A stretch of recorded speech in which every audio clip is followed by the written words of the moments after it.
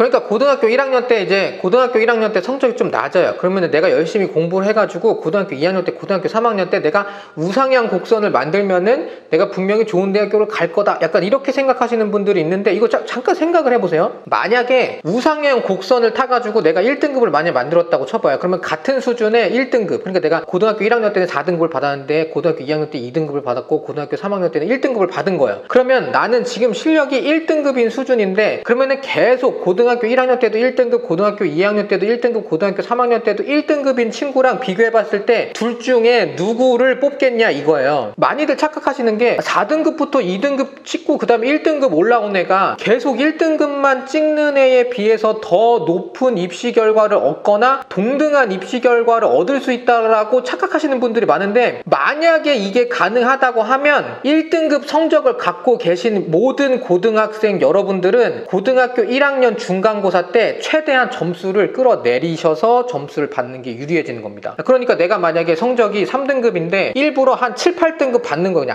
아예 고등학교 1학년 때. 그래서 내가 고등학교 3학년 때는 3등급을 유지할 수 있도록 고등학교 1학년 때는 7, 8등급, 고등학교 2학년 때는 뭐 한 4, 5등급, 그 다음에 고3 때 3등급. 그러면 나는 3등급을 그냥 고1, 2, 3 받은 거에 비해서 더 좋은 대학교를 간다라는 논리가 성립한다는 건데, 이게 말이 안 된다는 거죠. 그러니까 지금 아무리 우상향 곡선을 만들어도 내가 최종적으로 만든 그 1등급인 그 위치에 계속 유지했던 친구들에 비해서는 거의 무조건 낮은 학교를 간다는 이 논리를 인정을 하셔야 된다는 거죠. 그럼 여기서 이제 뭐라고 반박을 하시냐? 4등급, 5등급을 받아도 막 고려대나 연대를 갔다 이거예요. 그러면은 저는 이제 어떻게 생각을 하냐면, 그 4등급, 5등급 안에 과연 수학이 몇 등급이었냐라는 거예요. 왜냐면 이 상위권, 최상위권 대학교들은 수학을 아주 높게 생각을 하기 때문에 이 수학 점수가 높은 거랑 영어 점수가 높은 거 중에서 정시를 보시면, 그러니까 여기서 또 생각을 해주셔야 되는 게, 우리는 영어랑 수학, 그냥 극단적으로 예를 들게요. 영어랑 수학을 봤을 때, 그러니까 수학은 1등급을 받았고 영어는 4등급을 받았어요. 그럼 반대로 영어는 1등급을 받았고 수학은 4등급을 받은 거예요. 그러면은 수학이 1등급, 영어가 4등급 받은 학생이랑 영어가 1등급, 수학이 4등급 받은 학생 중에 정시는 누가 더 좋은 대학교를 갈까요? 라고 생각해보면 너무 당연한 얘기죠. 수학 1등급, 영어 4등급 받은 학생이 더 좋은 대학교를 갈 거 아닙니까? 그러면 당연히 수시는 영어 1등급이 절대평가가 아니기 때문에, 상대평가이기 때문에 다른 기준을 갖고 있겠지만, 영어라는 어떤 개념이랑 수학이라는 어떤 점수의 가치를 분명히 수시도 다르게 볼 거라고 생각을 하는데, 저는 근데 공개되어 있지 않기 때문에 잘 모른다는 거죠. 여기서 공개되어 있지 않다는 얘기는 그 점수 반영 기준을 얘기하는 게 아니고, 왜 떨어졌는지 왜 붙었는지에 대한 이 학생의 채점표를 공개를 하지 않는다는 얘기입니다. 그러니까 정시는 딱 보면 알아요.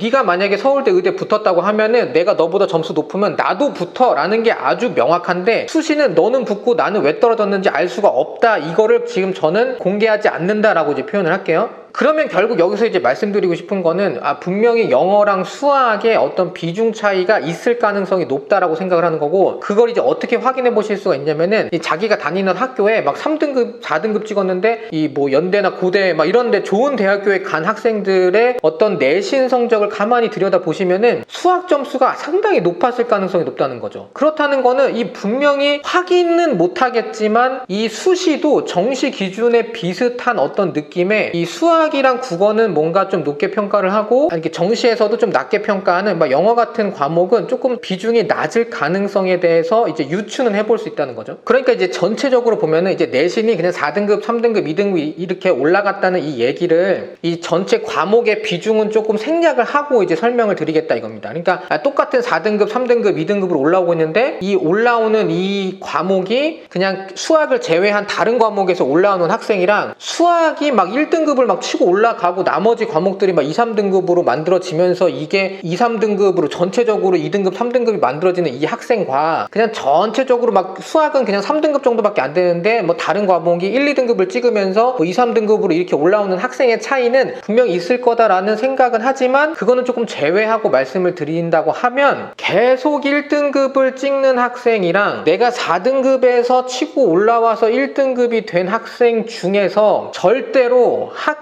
대학교는 1등급을 유지한 학생을 4등급에서 1등급까지 올라온 학생보다 낮게 평가할 이유가 없다 이겁니다.